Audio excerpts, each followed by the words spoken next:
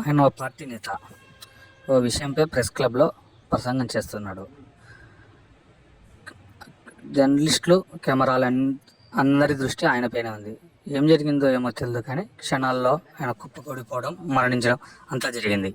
ఇక వివరాల్లోకి వెళితే, మూఢా వివాదంలో కర్ణాటక సీఎం సిద్ధరామయ్యకు మద్దతుగా బెంగళూరు ప్రెస్ కాన్ఫరెన్స్లో ఆ పార్టీకి చెందినటువంటి నేత, కాంగ్రెస్ నేత సికే రవిచంద్రన్ ప్రెస్ మీట్లో మాట్లాడుతుండగానే ఒక్కసారిగా కుప్పకూలి ప్రాణాలు వదిలాడు.